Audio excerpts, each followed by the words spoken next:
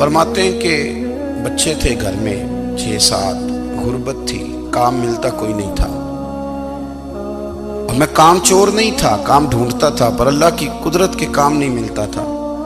فرماتے ہیں کہ میں نے ایک دن اپنی اہلیہ سے کہا کہ آج میں پھر جاتا ہوں کام ڈھونڈنے، تو میری بیوی بڑی فرما بردار تھی، پر اس دن نہ غربت کے ہاتھوں تنگ آ کے کہنے لگی آج نانا کوئی تو چیز لے کے آیا، تو مجھ سے بچوں کی بھوک نہیں دیکھی جاتی، یہ سب روگاں دا روگ محمد جس دا نام غریبی، کنڈ بلا کے لنگ جاندے نہیں دوست یار قریبی، آج نہ کچھ لے کے آیا تو میں بچے لے کے چلی جاؤں گی۔ شیخ فرماتے ہیں کہ میں بڑا پریشان گھر سے نکلا، پر میں نے صبح سے لے کے زور تک کام ڈھونڈا، کام ملا کوئی نہیں، تو میرے دل میں خیال آیا چلو کام نہیں ملتا تو اللہ اللہ تو کرے نا، چلو بندوں کی مزدوری نہیں ملتی تو رب کریم کی عبادت ہی کرتے ہیں۔ فرماتے ہیں کہ میں نے نا فرات کے پانی سے وضو کیا، نہر کے، شدید دھوپ تھی، ساتھ ریت تھی اور ریت تپ رہی تھی، میں نے اپنا رومال وہیں مصلی کے طور پر بچھا لیا، اور فرماتے ہیں کہ زور سے لے کر عصر تک نماز پڑھی، دھوپ بھی پورے زور پہ، پر میرے سجدے کا ذوق بھی پورے زور پہ۔ فرماتے ہیں سورج بھی چمک رہا ہے اور رب کی عبادت کا ذوق بھی پورے زور پہ، میں سجدہ کروں تو پھر میرا اٹھانے کو جی نہ چاہے۔ میرے استاد لکھا کرتے تھے، یہ ان کا شعر ہے، وہ کہا کرتے تھے مجھے سوز دے، مجھے ساز دے، اور مجھے نیم شب کا نیاز دے، دم سجدہ خود کو میں توڑ دوں، مجھے ایسا ذوق نماز دے، اور میں تیری بہار کا پھول ہوں، میں کھلا بھی ہوں تو تیرے لیے، مجھے میری شاخ سے توڑ لے، مجھے اپنی زلف کا ناز دے۔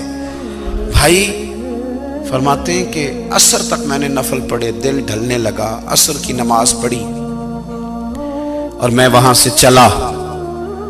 اب میں جب نکلنے لگا تو دل میں خیال آیا کہ چھوٹی چھوٹی دیواریں ہیں گھر کی، بغیر کچھ لیے جاؤں گا تو بیوی دور سے دیکھے گی تو شور کرے گی کہ پھر خالی ہاتھ آ گیا ہے۔ کہتے میں نے اپنے اسی رومال میں جس پہ میں نے نماز پڑھی تھی نا، رومال میں کیا آخی دے پنجابی جی صافہ، کہتے ہیں اسی میں نا میں نے کچھ ریت بھر لی کہ وہ دور سے دیکھے گی تو سمجھے گی کچھ لے کے آیا ہے، چلو جا کے اسے بتا دوں گا کہ آج پھر مزدوری نہیں ملی۔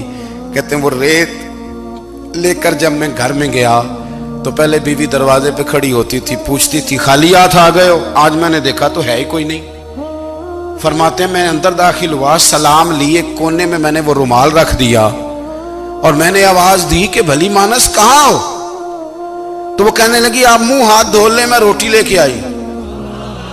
میں نے کہا روٹی کہاں سے آ گئی؟ یہاں تو کئی دنوں کے فاقے، تو کئی دنوں کی غربت ہے، یہاں تو اس گھر میں تو فقیری ہے۔ فرماتے ہیں کہ وہ روٹی لے کے آئی اور اس وقت کی جو موجودہ نعمتیں تھیں، سمجھ لیں سلاد، اچار، ہر چیز ساتھ لائی۔ میں نے کہا کہ بچے کہاں گئے؟ کہنے لگی وہ کھانا کھا کے کھیلنے گئے، آپ کھانا کھا لیں آ جاتے۔ کھانا اس نے چن دیا۔ میں نے حیرت انگیز لہجے میں ساری نعمتیں اپنے دسترخوان پہ دیکھ کر کے بیوی سے پوچھا یہ کہاں سے آیا کھانا؟ بچوں کو تو نے کہاں سے کھانا کھلایا؟ یہ سارا کچھ کیسا ہے؟ کہنے لگی پتہ نہیں آج آپ کس کریم کی مزدوری کرنے چلے گئے تھے، پتہ نہیں کس کریم کی، میرے گھر میں تو اتنی نعمتیں آئی ہیں کہ مجھ سے سنبھالی نہیں جا رہی، اتنا اناج ہے، اتنا گندم ہے، کس کریم کے دروازے آج چلے گئے تھے؟ یہ کہتے کہتے وہ اٹھی اور اٹھ کر کے کہنے لگی پہلے ہی بڑا کچھ آیا تھا، اب کیا لے آئے ہو؟ اور جا کر کے نا اس نے وہ ریت والا رومال کھولا، کہنے لگے میں تو لے کے آیا تھا ریت، تو میرے رب نے اسے بھی سونے اور ہیرے بنا دیا تھا۔ جب آپ کی توجہ اللہ کی جانب، میرے نبی پاک صلی اللہ تعالی علیہ وسلم نے فرمایا ہر چیز اپنے رب سے مانگ، ہر چیز مانگ، ہر چیز مانگ۔ یا رسول اللہ کیا کچھ؟ میرے محبوب نے فرمایا تیرے گھر میں نمک بھی ختم ہو جائے تو وہ بھی اپنے رب سے مانگا کر، تو مانگنا وہ تجھے دے گا، تو اس کی بارگاہ میں کشکول طلب دراز تو کرنا۔ اور ترمذی شریف میں عجیب لفظ ہیں، رسول کائنات نے فرمایا، رب کریم فرماتا ہے جب میرا بندہ ہاتھ اٹھاتا ہے نا تو مجھے حیا آتی ہے کہ میں خالی کیسے لوٹا دوں اس کے۔ اتنے بڑے بادشاہ کی بارگاہ میں دعا کی بڑی طاقت ہے۔ میرے نبی پاک نے فرمایا دعا مومن کا ہتھیار ہے، دعا مومن کا حضور نے فرمایا تقدیر کو سوائے دعا کے کوئی چیز نہیں بدل سکتی. دعا مومن کا ہتھیار ہے، یہ کافر کے پاس کوئی نہیں. یہ ہتھیار ہے مومن کا. اللہ کرے آپ کو سمجھ آئے. پھر سنیں، کئی بار کہہ چکا ہوں یہ ہتھیار ہے. کافر کے مقابلے میں جو تیرے پاس سب سے بڑا ہتھیار ہے وہ دعا ہے. دعائیں کرانی چھوڑ دی، کرنی چھوڑ دی، لینی چھوڑ دی.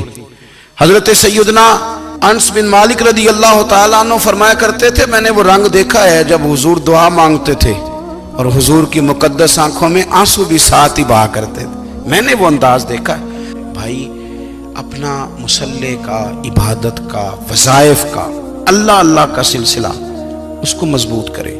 اپنی دعاؤں کے تعلق کو مضبوط کریں. دعائیں بڑے انقلاب برپا کر دیتی ہیں. ہم تھوڑے تھوڑے نا جب سے خشک ہوئے ہیں نا، خشک، اور میری تو جماعت ہی صوفیاء کی جماعت تھی. ہم تو داتا علی اجمیری کی جماعت سے، ہم تو خواجہ اجمیری کی جماعت سے، ہم تو شیخ احمد فاروق سرہندی کی جماعت سے، ہم تو صوفیاء کی جماعت. ہماری جماعت نے بھی وہ تعلق جو ہمارے بزرگوں نے بنایا تھا. بزرگ اللہ کے قریب کیسے جاتا ہے؟ تو ہمارے یہاں نا بہت سارے لوگ کہتے ہیں جی نظر ہو گئی تو کام ہو گیا. بھائی جو بخاری مسلم میں طریقہ ہے نا اللہ کا قرب پانے کا، وہ تو نفل ہے. نبی کریم علیہ السلام نے فرمایا بندہ نفلوں کے ذریعے رب کے قریب جاتا ہے، اور اتنا قریب جاتا ہے کہ پھر اللہ اس کی زبان بن جاتا ہے، اللہ اس کی آنکھیں بن جاتا ہے، کان بن جاتا ہے، ہاتھ اور پیر بن جاتا ہے. تو یہ تو عبادت ہے، یہ تو اللہ کی بارگاہ کی حاضری ہے جو آپ کو اللہ کے قریب کرے گی. فرمایا وَإِذَا سَأَلَكَ عِبَادِي عَنِّي فَإِنِّي قَرِيبٌ. محبوب جب میرے بندے آپ کی بارگاہ میں آ کے میرے بارے میں پوچھیں نا تو ان سے کہہ دینا میں ان کے قریب ہی ہوں، قریب ہی ہوں. دلیل کیا ہے؟ یہ جب بھی مجھ سے دعا مانگیں گے میں ان کی دعاؤں کو قبول فرماؤں گا. میں ان کے قریب ہوں، میں ان کے قریب ہوں. یہ جب بھی دعا مانگیں گے نا میں قبول کروں گا، میں ان کے قریب ہوں. اللہ تبارک و تعالیٰ کے بندے اللہ سے محبت کرتے، رب کی بارگاہ میں جھکتے، اس کو اپنے دکھ سناتے، اس کے پیارے محبوب صلی اللہ تعالیٰ علیہ وسلم کا وسیلہ لے کے اس کے حضور حاضر ہو جاتے، پیشانیاں سجدوں سے روشن ہوتی. ہم نا ہر چیز کے لیے وقت نکالتے ہیں، ہر چیز کے لیے، لیکن عبادت کے لیے وقت نہیں نکالتے. ہر شے آباد ہے، ہر شے. ہماری فیس بک بھی آباد ہے، واٹس ایپ بھی آباد ہے، ہمارے ٹویٹر بھی آباد ہیں، ہماری ہر چیز آباد ہے. سب سے کم آباد ہمارا مصلی رہ گیا ہے، سب سے کم. وہ لوگ اب ڈھونڈنے سے ملتے ہیں جن کی بغل میں مصلی ہوتا تھا. میرے بھائی آپ کتنا کو دنیا کے پیچھے بھاگو گے تھکا دے گی، کتنا دولت کے پیچھے بھاگو گے تھکا دے گی. آپ جب اپنی زندگی میں جمع تفریق کرو گے نا تو مرتے وقت احساس ہوگا کہ سارا کچھ تو لوگوں کے لیے کیا، اپنے لیے تو کر ہی کچھ نہیں سکے. اور ہم عبادت کے معاملے میں بہانے بازی بھی کرتے ہیں. ہم کہتے ہیں اوہو رزق کمانا بھی تو عبادت ہی ہے نا، تو میں حلال روزی کے لیے جا رہا ہوں، یہ بھی تو عبادت ہے نا. میری طرح کے لوگ کہہ دیتے ہیں کہ میں سویرے اٹھ کے مدرسے میں کچھ اسباق دیکھتا ہوں تو یہ بھی تو عبادت ہے. میں بیان کرنے کے لیے مطالعہ کرتا ہوں تو یہ بھی تو عبادت ہے نا. اتنے لمبے سفر کر کے ملک میں دنیا میں گھومتا ہوں تو یہ بھی تو میں عبادت ہی کر رہا ہوں. اب اسپیشل نفلوں کے لیے وقت کس طرح نکلے، اسپیشل کر کے تسبیح میں کیسے چلاؤں، میں سارا کچھ ہم بہانے بنا لیتے ہیں نا. میرا سوال یہ ہے کہ یہ ساری باتیں صحابہ کو، نبی کریم کو، دیگر لوگوں کو بھی تو پتہ تھی نا. لیکن آپ غور تو کریں، 23 سال حضور کو وقت ملا، مختصر وقت ظاہراً تبلیغ کرنے کے لیے. پوری دنیا میں دین بھی پھیلانا ہے. گھر میں 11 ازواج ہے، 4 بیٹیاں ہیں، ان کی اولادیں، سارے کام کاج بھی دیکھنے. لیکن سیدہ طیبہ طاہرہ حضرت عائشہ صدیقہ رضی اللہ تعالیٰ عنہ فرماتی ہیں سارا دن تبلیغ کرتے، ہر غلام کے دکھ سنتے، گھر میں آتے تو اپنے گھر والوں کا خیال کرتے، کام میں ہمارا ہاتھ بٹاتے. قربان جاؤں، کہتی ہیں زمانہ سارا سو جاتا لیکن آمنہ کے لال مصلی بچھا لیتے. دنیا سو گئی، ساری سب سو گئے. جو خدام تھے، وہ جو غلام تھے، وہ سو گئے. صحیح مسلم نے لفظ ملیں گے، سیدہ پاک فرماتی ہیں او میرے نبی کے غلاموں، میں نے یہ رنگ بھی دیکھا ہے، کہ حضور نے اتنا کھڑے رہے، اتنا قیام کیا کہ مقدس پیروں میں ورم آ گئے، سوج گئے پیر اتنے بڑے۔ دل پہ ہاتھ رکھ کے نہیں بتا سکتا کہ میرے کبھی نماز میں پیر سوج گئے، کوئی نہیں بتا سکتا۔ بچوں کی روٹی کماتے تھک گئے بات الگ ہے، ہم سیر کرنے گئے تو تھک گئے بات الگ ہے، لیکن عبادت میں یہ بھی تو مسلم شریف ہے نا، یہ بھی تو دین ہے نا، یہ بھی تو حضور کی سنت ہے، یہ بھی تو وہ چیز ہے جو کریم کی آنکھوں کی ٹھنڈک ہے۔ سیدہ فرماتی ہیں پیروں میں ورم آ گئے، اور ساری رات ہی حضور نے نماز پڑھی اور ایک ہی آیت بار بار دہرائی۔ مسجد نبوی میں بلال حبشی نے فجر کی اذان دے دی اور حضور ابھی مصلی پہ تھے، کریم فارغ ہوئے۔ میں نے عرض کی یا رسول اللہ صلی اللہ علیہ وسلم، آپ کے تو صدقے اللہ اگلے پچھلوں کے گناہ معاف کرے گا، تو آپ اتنی آہوزاری کیوں فرماتے ہیں؟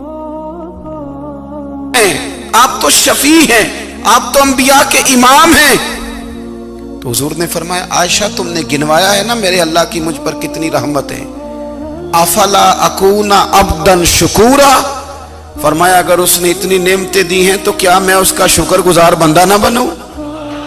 میں شکر گزار بندہ نہ بنوں اس کا؟ پھر اگر اتنی نعمتیں اس نے دی ہیں، مجھے اتنا نوازا ہے، تو پھر میں اس کے سامنے سجدے نہ کروں؟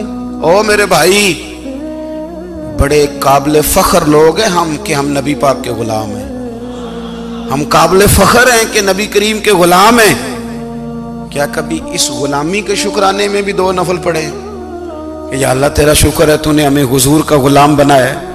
یاد رکھیں کہ اپنی روحانی زندگی کو آباد کریں، استغفار پڑھیں، تسبیحات کریں۔